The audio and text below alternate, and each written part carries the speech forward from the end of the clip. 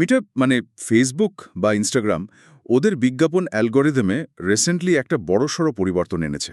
নাম দিয়েছে অ্যান্ড্রোমেডা। হ্যাঁ, শুনেছি। ওরা এখন বিজ্ঞাপনের প্রাসঙ্গিকতা আর ইউজার এক্সপিরিয়েন্সের ওপর নাকি অনেক বেশি জোর দিচ্ছে। ঠিক। আর তারপর থেকেই মানে একটা কথা খুব শোনা যাচ্ছে। অনেক এক্সপার্ট বলছেন এখন বেশি বেশি করে নতুন ক্রিয়েটিভ বা বিজ্ঞাপন পরীক্ষা না করলে নাকি চলবেই না। এই ট্রেন্ডটা আমিও খেয়াল করেছি। কিন্তু মজার ব্যাপার হলো আজ আমরা যে উৎসটা নিয়ে আলোচনা করছি সেটা বলছে ঠিক উল্টো কথা। ও, তাই নাকি? কি বলছে? এই উৎসের বক্তা বলছেন এই যে বেশি বেশি পরীক্ষা করার ঝোঁক এটাই নাকি এখন ব্যর্থতার একটা বড় কারণ হয়ে দাঁড়াচ্ছে। ইন্টারেস্টিং তো। মানে প্রচলিত ধারণার একেবারে বিপরীত। একদম। আমরা আজ ইউটিউবের প্রফেসর চার্লি টি চ্যানেলের একটা ভিডিও ট্রান্সক্রিপ্ট নিয়ে কথা বলছি। আচ্ছা। বক্তা চার্লি উনি একজন বিজ্ঞাপন বিশেষজ্ঞ। ওনার দাবি উনি মেটা প্ল্যাটফর্মে $1 বিলিয়ন বেশি অ্যাড স্পেন্ড হ্যান্ডেল করেছেন। ও বাবা, $1 বিলিয়ন? তাহলে তো ওনার অভিজ্ঞতা হেলাফেলা নয়। একেবারেই না। আর সেই অভিজ্ঞতা থেকেই উনি এই যে প্রচলিত ধারণা মানে ক্রমাগত টেস্ট করতে হবে এটাকে বেশ জোরালোভাবে চ্যালেঞ্জ করছেন। বুঝলাম। তাহলে আজকের আলোচনার ফোকাসটা পরিষ্কার, তাই না? আমরা চার্লির দৃষ্টিকোণ থেকে বোঝার চেষ্টা করব কেন এই অবিরাম অ্যাড টেস্টিং আসলে ভুল হতে পারে, বিশেষ করে অ্যান্ড্রোমিডার পরে। হ্যাঁ, আর এর বিকল্প কি হতে পারে সেটাও নিশ্চয়ই আলোচনা হবে। অবশ্যই। কিভাবে একটা সরল সিস্টেম ভিত্তিক পদ্ধতি তৈরি করে বিজ্ঞাপনকে আরও ভালোভাবে স্কেল করা যায় সেটাই বোঝার চেষ্টা করব। চলুন তাহলে শুরু করা যাক। চলুন। আচ্ছা, প্রথমেই তাহলে ওই প্রচলিত ধারণাটা নিয়ে কথা বলি। হ্যাঁ। এই যে বলা হয় মেটায় সফল হতে হলে নতুন নতুন ডিজাইন, ভিডিও, কপি এগুলো পরীক্ষা করে যেতেই হবে, নইলে পিছিয়ে পড়তে হবে। এটা তো শুনতে বেশ যুক্তিসঙ্গত লাগে, তাই না? এর সমস্যাটা কোথায়? হ্যাঁ, মানে আপাত দৃষ্টিতে তো খুবই লজিক্যাল শোনায়, কিন্তু চার্লির মতে সমস্যাটা বেশ সূক্ষ্ম আর গভীর। কিরকম? উনি বলছেন যখনই আমরা একটা নতুন অ্যাড টেস্ট করার জন্য চালু করি, বাজেট কম হোক বা বেশি, সেটা কিন্তু আমাদের পুরনো সফল মানে যেগুলো অলরেডি ভালো পারফর্ম করছে সেই অ্যাডগুলোর উপর প্রভাব ফেলে। কিভাবে প্রভাব ফেলে? আলাদা ক্যাম্পেইনে টেস্ট করলেও? হ্যাঁ, এমনকি আলাদা ক্যাম্পেইনে থাকলেও, কারণ সিস্টেমের অ্যাটেনশন আর বাজেট দুটোই কিছুটা হলেও নতুন অ্যাডের দিকে যায়। ও আচ্ছা। আর আমরা প্রায়শই ভাবি পুরনো অ্যাডগুলো বোধহয় অ্যাড ফ্যাটিগের শিকার হচ্ছে, মানে মানুষ দেখতে দেখতে বোর হয়ে গেছে। হ্যাঁ, যেটাই তো কমন ধারণা। কিন্তু চার্লি বলছেন এটা বেশিরভাগ সময়ই অ্যাড ফ্যাটিগ নয়, এটা আসলে আমাদের তৈরি করা একটা সমস্যা। মানে নতুন নতুন টেস্টের ভিড়ে পুরনো সফল অ্যাডগুলো ঠিকমতো পারফর্ম করার সুযোগই পায় না, তাদের বাজেট বা ইমপ্রেশন কমে যায় হয়তো। ইন্টারেস্টিং। তার মানে সমস্যাটা ইউজারের ফ্যাটিগে নয়, সিস্টেমের ভেতরে রিসোর্স ভাগাভাগিতে। অনেকটা তাই। আর এটা বুঝতে হলে মেটা কিভাবে কাজ করে সেটা একটু দেখা দরকার। মেটা প্রত্যেকটা অ্যাডকে একটা স্কোর দেয় তার পারফরমেন্সের উপর ভিত্তি করে। একটা ইনভিজিবল স্কোর। একদম। এখন যখন একটা নতুন অ্যাড আসে যার কোনো হিস্ট্রি নেই, স্কোর 0। মেটা চায় ওটাকে তাড়াতাড়ি কিছু রেজাল্ট দেখাতে, যাতে বিজ্ঞাপনদাতা খুশি হয়। হ্যাঁ, আর ইউজাররাও যাতে ভালো কিছু দেখে। তাই অ্যালগরিদম কি করে? ওই নতুন অ্যাডটাকে সাধারণত দেখায় তাদের যারা ফানেলের একদম নিচে আছে, মানে যারা অলরেডি আপনার ব্র্যান্ড চেনে, কেনার জন্য প্রায় রেডি। ওহ আচ্ছা, মানে লো হ্যাঙ্গিং ফ্রুট। ঠিক। ফলে আপনি যখন সমানে নতুন অ্যাড যোগ করছেন, আপনি কিন্তু ফানেলটা বড় করছেন না। তাহলে কি করছি? আপনি আসলে একই লো হ্যাঙ্গিং ফ্রুটগুলোর জন্য প্রতিযোগিতা বাড়াচ্ছেন। কোন অ্যাডটা শেষ মুহূর্তে তাদের দেখানো হবে সেটার লড়াই। এতে কাস্টমার অ্যাকুইজিশন কস্ট বা সিপিএ বাড়তে থাকে। কিন্তু নতুন কাস্টমার আসছে না। হয়তো সেভাবে আসছে না। নতুন টেস্টগুলো পুরনো সফল অ্যাডগুলোর সম্ভাব্য সেলস বা লিডগুলো খেয়ে ফেলছে। ব্যবসার আসল গ্রোথ হচ্ছে না। দারুণ পয়েন্ট তো। এই ভিডিওতে আরেকটা উপমা দেওয়া হয়েছে বলছিলেন। প্রতিটা অ্যাড নাকি ফেসবুক বা ইনস্টাগ্রামে তার নিজস্ব একটা ওয়েব পেজের মতো। এটা একটু বুঝিয়ে বলবেন? হ্যাঁ, এই উপমাটা বেশ কাজের। ভাবুন আপনার প্রত্যেকটা অ্যাড যেন একটা আলাদা ওয়েব পেজ। মেটা সেখানে অনেক ডেটা ট্র্যাক করে। যেমন? কতজন দেখল, মানে ইমপ্রেশন, কতজন ক্লিক করল, সিটিআর, ক্লিক করে ওয়েবসাইটে গিয়ে কি করল, কতক্ষণ থাকলো, কিনলো কেনা, মানে কনভার্সন, লাইক, কমেন্ট, শেয়ার, মানে এঙ্গেজমেন্ট। এই সব কিছুর ভিত্তিতে ওই স্কোরটা তৈরি হয়। বুঝেছি। এখন একটা পুরনো সফল অ্যাডের স্কোর সময়ের সাথে তৈরি হয়েছে, তার একটা ডেটা হিস্ট্রি আছে। কিন্তু নতুন অ্যাড, সে তো 0 থেকে শুরু করছে। হ্যাঁ, স্কোর 0। আর এখানেই আগের পয়েন্টটা আবার চলে আসে। মেটা চায় ইউজার এক্সপিরিয়েন্স ভালো রাখতে, আবার বিজ্ঞাপনদাতাকেও রেজাল্ট দিতে। তাই নতুন 0 স্কোরওয়ালা অ্যাডটাকে তারা সবচেয়ে সেফ লোকদের দেখায়, মানে ফানেলের নিচের দিকে। আর এতে পুরনো অ্যাডের পারফরমেন্সে ধাক্কা লাগে? হ্যাঁ, কারণ পুরনো অ্যাডগুলোর হয়তো ফানেলের ওপরের বা মাঝের স্তরে কাজ করার কথা ছিল। নতুন অ্যাডের আগমনে তাদের কাজটা ব্যাহত হয়। সুতরাং এটা অ্যাড ফ্যাটিগ কম, রিসোর্স অ্যালোকেশনের সমস্যা বেশি। পরিষ্কার হলো ব্যাপারটা। তার মানে যখন এক্সপার্টরা বলেন ক্রিয়েটিভ ডাইভার্সিটি বা বিজ্ঞাপনে বৈচিত্র্য আনতে, চার্লি বলছেন এর মানে এই নয় যে শয়ে শয়ে অ্যাড বানিয়ে সিস্টেমকে ভাসিয়ে দাও। একদম। চার্লির মতে ক্রিয়েটিভ ডাইভার্সিটির ভুল ব্যাখ্যা হচ্ছে। তাহলে সঠিক মানেটা কি? সঠিক মানে হলো আপনার অ্যাকাউন্টে যথেষ্ট সংখ্যায় বিভিন্ন ধরনের বা বিভিন্ন অ্যাঙ্গেলের অ্যাড থাকা দরকার। বিভিন্ন ধরনের মানে? মানে যারা ফানেলের বিভিন্ন ধাপে বিভিন্ন মানসিকতার মানুষের সাথে কানেক্ট করতে পারে। কিছু অ্যাড হয়তো অ্যাওয়ারনেস বাড়াবে, কিছু ইন্টারেস্ট তৈরি করবে, কিছু কনসিডারেশন বাড়াবে, কিছু হয়তো ডিরেক্ট সেলসের জন্য। আচ্ছা, বিভিন্ন ভূমিকা পালন করবে। ঠিক, এই বিভিন্ন ভূমিকা পালনের জন্য শখানেক অ্যাডের দরকার নেই। বরং চার্লি বলছেন বেশি অপ্রয়োজনীয় অ্যাড দিলে অ্যান্ড্রোমিডা অ্যালগোরিদম সেটাকে স্প্যাম ভাবতে পারে। ও, আর তাতে পারফরমেন্স খারাপ হতে পারে? হ্যাঁ, পুরো অ্যাকাউন্টের পারফরমেন্সেই নেতিবাচক প্রভাব পড়তে পারে। কোয়ালিটি আর রোলের ডাইভার্সিটিটাই আসল, অ্যাডের সংখ্যা নয়। বেশ ভালো পয়েন্ট। তাহলে যদি শয়ে শয়ে অ্যাড না লাগে, একটা কার্যকর কাঠামো কেমন হতে পারে? মানে একটা ভালো সিস্টেম। ভিডিওতে কি কোনো মডেলের কথা বলা হয়েছে? হ্যাঁ, এখানে চার্লি একটা খুব ইন্টারেস্টিং মডেলের কথা বলেছেন। উনি নাম দিয়েছেন Olympic rings model. Olympic rings? লোগোটার মতো 5টা রিং? ঠিক তাই, 5টা ইন্টারলকড রিং। উনি বলছেন আপনার অ্যাড স্ট্রাকচারটা এরকম হতে পারে। কি রকম? ওপরের 3টি রিং, এগুলো হলো নতুন কাস্টমার খোঁজার জন্য, মানে প্রসপেক্টিং। আচ্ছা। যেমন ধরুন, প্রথম রিংটা হতে পারে একটা ইউজিসি বা ইউজার জেনারেটেড কন্টেন্ট, মানে কোনো কাস্টমার আপনার প্রোডাক্ট ব্যবহার করে তার অভিজ্ঞতার কথা বলছে। এটা খুব অথেন্টিক লাগে। হ্যাঁ, বিশ্বাসযোগ্য হয়। দ্বিতীয় রিংটা হতে পারে একটা টেস্টিমোনিয়াল। কোনো এক্সপার্ট বা ইনফ্লুয়েন্সার আপনার প্রোডাক্টের প্রশংসা করছেন। এটা ক্রেডিবিলিটি বাড়ায়। আচ্ছা, আর তৃতীয়টা? তৃতীয়টা হতে পারে একটা ডেমো। প্রোডাক্টটা কিভাবে কাজ করে, তার বেনিফিট কি সেটা দেখানো। এটা প্রোডাক্টের ভ্যালু বোঝায়। এই 3 ধরনের মানসিকতাকে টার্গেট করে। দারুণ তো। আর নিচের দুটো রিং? ওগুলো রিটার্গেটিংয়ের জন্য। যারা আপনার ওপরের অ্যাডগুলো দেখেছে বা ওয়েবসাইটে এসেছে কিন্তু কেনেনি, তাদের জন্য। তাদের মনে করিয়ে দেওয়া বা কনভিন্স করা। একদম। যেমন চতুর্থ রিংটা হতে পারে একটা স্পেশাল অফার বা ডিসকাউন্ট, আর পঞ্চম রিংটা হতে পারে কোনো ভয় বা দ্বিধা কাটানোর জন্য, যেমন ধরুন এফএকিউ বা গ্যারেন্টি বা রিটার্ন পলিসি হাইলাইট করা। খুব গোছানো একটা স্ট্রাকচার মনে হচ্ছে। হ্যাঁ, আর সবচেয়ে গুরুত্বপূর্ণ বিষয় হলো এই মডেলের প্রত্যেকটা অ্যাডের একটা নির্দিষ্ট ভূমিকা আছে। এদের কাউকে একা উইনার হতে হবে না।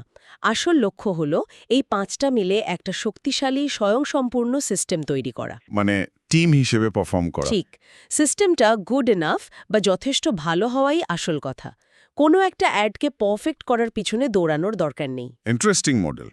আচ্ছা, এইরকম একটা সিস্টেম ভিত্তিক অ্যাপ্রোচ নিলে লাভটা কি? মানে শুধু র্যান্ডমলি অনেক অ্যাড টেস্ট করার চেয়ে এটা কেন ভালো, বিশেষ করে স্কেল করার সময়? চার্লির যুক্তি অনুযায়ী এর বেশ কয়েকটা বড় সুবিধা আছে। প্রথমত, অ্যালগোরিদম স্মার্টলি কাজ করে। কিভাবে? প্রত্যেকটা রোল ডিফাইন করা থাকে, তখন মেটার অ্যালগোরিদম কনফিউজড হয় না। সে বুঝতে পারে কোন ইউজার তার কাস্টমার জার্নির কোন স্টেজে আছে আর তাকে এখন কোন মেসেজটা দেখানো দরকার। জিপিএসকে ঠিক ঠিকানা দেওয়ার মতো। অনেকটা তাই। দ্বিতীয়ত, এটা অ্যাড ফেটিগ কমায়। কারণ ইউজাররা বিভিন্ন মেসেজ দেখছে তাদের জার্নি অনুযায়ী। একদম। তাই কোনো একটা অ্যাড তাড়াতাড়ি পুরনো হয় না। সিস্টেমটা ডেটা পেয়ে আরও উন্নত হতে থাকে। আর স্কেলিং, বাজেট বাড়ানো? এটাই সবচেয়ে বড় সুবিধা। যখন আপনার একটা প্রুভেন সিস্টেম আছে, তখন বাজেট বাড়ানোটা অনেক সহজ আর নিরাপদ। আপনি জানেন সিস্টেমটা ভেঙে পড়বে না। অ্যালগোরিদম জানে এক্সট্রা বাজেটটা কোথায়, কিভাবে লাগাতে হবে। মেটার সিএমও অ্যালেক্স শুলজের বইয়ের কথাও নাকি বলা হয়েছে। হ্যাঁ, যখন জাকারবার্গ পার্সোনালাইজেশনের কথা বলেন, উনি শুধু একটা অ্যাডের কথা বলেন না, পুরো ইউজার এক্সপিরিয়েন্সটার কথা বলেন, পেড, অর্গ্যানিক সব মিলিয়ে।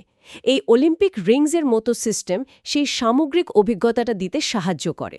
তার মানে এটা শুধু রোয়াস বা সিপি এর মতো মেট্রিক্সের বাইরেও ভাবতে সাহায্য করে। অবশ্যই ওগুলো ইম্পর্ট্যান্ট, কিন্তু ওগুলো শুধু বর্তমান পারফরমেন্স দেখায়। আপনার সিস্টেমটা কতটা স্কেলেবল সেটা বলে না।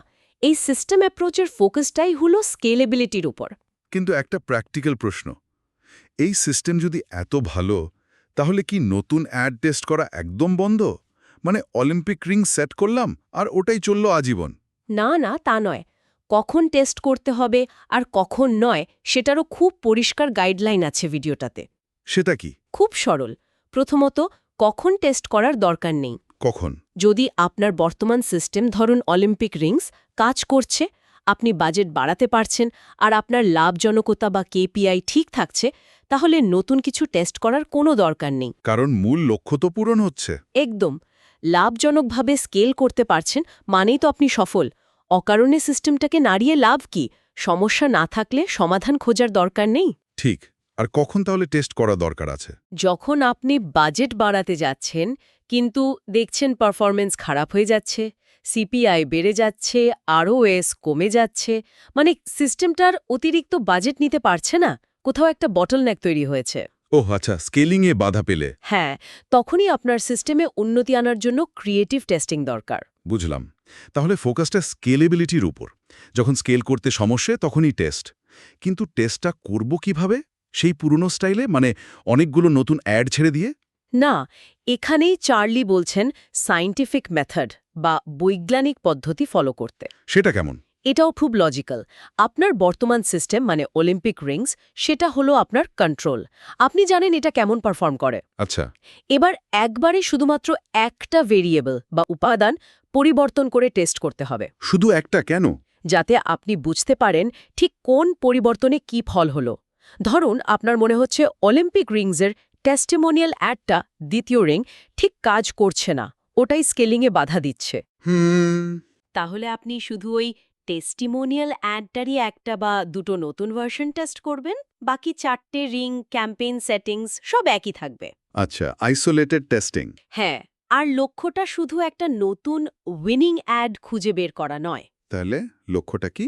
লক্ষ্য হলো পুরো সিস্টেমের যে দুর্বল জায়গাটা স্কেলিং আটকাচ্ছিল সেটাকে একটু বেটার করা বা রিপ্লেস করা, যাতে পুরো সিস্টেমটা আবার আগের চেয়ে বেশি বাজেট নিতে পারে, লাভজনকভাবে স্কেল করতে পারে। মানে সিস্টেমটাকে আবার ব্যালেন্সড আর শক্তিশালী করা। একদম। উইনার খোঁজা নয়, সিস্টেমকে ঠিক রাখা। তার মানে ক্রিয়েটিভ টেস্টিংয়ের উদ্দেশ্য শুধু একটা সুপারস্টার উইনিং অ্যাড খুঁজে বের করা নয়। এই পয়েন্টটায় ভিডিওতে খুব জোর দেওয়া হয়েছে, তাই না? কেন একটা একা উইনিং অ্যাড যথেষ্ট নয়? ঠিক, কারণ চার্লির অভিজ্ঞতা বলছে একটা একা অ্যাড সে শুরুতে যতই ভালো করুক, পুরো অ্যাকাউন্টের বোঝা বয়ে লম্বা সময় ধরে স্কেলিং টানতে পারে না। উনি নিজের উদাহরণ দিয়েছেন। হ্যাঁ, বলেছেন এমন অ্যাড ছিল যা দিনে $200 খরচ থেকে মাসিক $2 মিলিয়ন নিয়ে গেছে অ্যাকাউন্টকে। বা আউটফিট নামে একটা ব্র্যান্ডের কথা বলেছেন, যেখানে একটা অ্যাড খুব সাহায্য করেছিল, কিন্তু সেটাও একা কাজ করেনি। আর ওই সুপারস্টার অ্যাডগুলো একটা সময়ের পর স্বাভাবিকভাবেই কার্যকারিতা হারায়। এটা ঠিক। কোনো কিছুই চিরস্থায়ী নয়। এখানেই উনি ওই খেলার টিমের উপমাটা ব্যবহার করেছেন। মাইকেল জর্ডান বা মেসির উপমা। হ্যাঁ, জর্ডেন একা কি পুরো টিমকে হারাতে পারতেন? বা মেসি একা 11 জনকে কাটিয়ে গোল দিতে পারতেন? না, তাদের সহতীর্থ লাগে। ডিফেন্ডার লাগে, মিডফিল্ডার লাগে। ঠিক, বিজ্ঞাপনেও তাই। আপনার একটা উইনিং অ্যাড থাকতে পারে, সে হলো আপনার স্ট্রাইকার, কিন্তু তার সাপোর্টের জন্য মিডফিল্ডার, যারা আগ্রহ তৈরি করে, ডিফেন্ডার, যারা রিটার্গেট করে, দ্বিধা কাটায়, এমনকি গোলকিপারও ব্র্যান্ডিং কন্টেন্ট দরকার। শুধু আরেকটা স্ট্রাইকার আনলে হবে না, মানে শুধু আরেকটা উইনিং টাইপ অ্যাড খুঁজলে না, তাতে টিমের ব্যালেন্স নষ্ট হতে পারে, দীর্ঘমেয়াদে পারফরমেন্স খারাপ হতে পারে। একটা ব্যালেন্সড টিম দরকার, যেখানে সবার নিজের রোল আছে। চমৎকার উপমা। তাহলে সব মিলিয়ে মেটা আসলে কি চাইছে? কোন অ্যাপ্রোচটাকে ওরা পুরস্কৃত করছে, বিশেষ করে অ্যান্ড্রোমেডার পর? এই ভিডিওর মূল কথা অনুযায়ী মেটা এখন স্বচ্ছতা, ধারাবাহিকতা আর একটা সুগঠিত লজিক্যাল সিস্টেমকে বেশি গুরুত্ব দেয়। এমন সিস্টেম যা বারবার জিততে পারে? হ্যাঁ, মানে ধারাবাহিকভাবে ভালো ফল দেয় আর যাকে ভরসা করে বাজেট বাড়ানো যায়। আর এখান থেকেই আসছে সাফল্যের আসল মাপকাঠির ধারণাটা, যেটা আরওএস বা সিপিএ নয়। ঠিক, চার্লির মতে ওগুলো ভ্যানিটি মেট্রিক্স, দরকারি কিন্তু ক্ষণস্থায়ী। আসল প্রশ্নটা হলো, কি? আপনি কি আগামীকাল আজকের চেয়ে বেশি টাকা লাভজনকভাবে আপনার অ্যাড সিস্টেমে খরচ করতে পারবেন? বাহ, খুব সিম্পল প্রশ্ন। হ্যাঁ, যদি উত্তর হ্যাঁ হয়, তাহলে আপনি জিতছেন। আপনার সিস্টেম কাজ করছে, অ্যালগোরিদম আপনার গ্রোথে সাহায্য করছে। আর যদি উত্তর না হয়, মর্ম বা টেকওয়ে হলো উৎসের ওই কথাটা, সিম্পল স্কিলস কমপ্লেক্স ফেলস। একদম, সরল গোছানো সিস্টেম সহজেই বাড়ে, কিন্তু জটিল এলোমেলো সিস্টেম প্রায়শই হোঁচট খায়, বিশেষ করে বড় স্কেলে। তাহলে আজকের আলোচনা থেকে আমরা কি শিখলাম, যদি একটু গুছিয়ে বলি। প্রথমত, মেটা অ্যাডে, বিশেষ করে অ্যান্ড্রোমেডার পরে, শুধু র্যান্ডমলি অনেক অ্যাড টেস্ট করার চেয়ে একটা প্ল্যান্ড রোল বেসড সিস্টেম তৈরি করা ভালো। ঠিক। দ্বিতীয়ত, অলিম্পিক রিংসের মতো মডেল একটা ভালো উদাহরণ হতে পারে, যেখানে প্রত্যেকটা অ্যাডের নির্দিষ্ট ভূমিকা আছে। হ্যাঁ, একটা স্ট্রাকচার থাকা দরকার। তৃতীয়ত, নতুন টেস্ট তখনই দরকার যখন স্কেলিংয়ের সমস্যা হচ্ছে, আর টেস্ট হবে সায়েন্টিফিক্যালি, একবারে একটা জিনিস পাল্টে সিস্টেমের দুর্বলতা কাটানোর জন্য। একদম, লক্ষ্য সিস্টেমটাকে ঠিক রাখা। আর চতুর্থত, সাফল্যের আসল মাপকাঠি শুধু পারফরম্যান্স মেট্রিক্স নয়, বরং পুরো সিস্টেমের বাজেট বাড়ানোর ক্ষমতা, মানে স্কেলাবিলিটি। একেবারে সঠিক। আর ওই শেষ পয়েন্টটাই কিন্তু সবচেয়ে জরুরি। ধারাবাহিকভাবে বাজেট বাড়াতে পারা, এটাই আসল প্রমাণ যে আপনার স্ট্র্যাটেজিটা কাজ করছে আর ব্যবসার গ্রোথ হচ্ছে। যখন আপনি কনফিডেন্টলি বলতে পারবেন কাল আরও বেশি খরচ করেও লাভ করতে পারবো, তখনই বুঝবেন আপনি ঠিক পথে আছেন। ঠিক তাই, মেটা প্ল্যাটফর্মটাকে ঠিকভাবে ব্যবহার করতে পারছেন। আলোচনাটা শেষ করার আগে শ্রোতাদের জন্য একটা ভাবনা রেখে যাই, কি বলেন? অবশ্যই। এই যে সিস্টেম ভিত্তিক চিন্তা, যেখানে একটা বড় লক্ষ্যের জন্য বিভিন্ন অংশ একসাথে কাজ করে, প্রত্যেকের নির্দিষ্ট ভূমিকা থাকে, এই আইডিয়াটা কি শুধু মেটা অ্যাডের জন্য? ভালো প্রশ্ন। ভেবে দেখুন তো, ব্যবসার অন্য ক্ষেত্রে sales team, management, product development, customer support, সেখানেও কি এই সিম্পল স্কিলস কমপ্লেক্স ফেলস নীতিটা একইভাবে কাজে লাগতে পারে? লাগতেই পারে।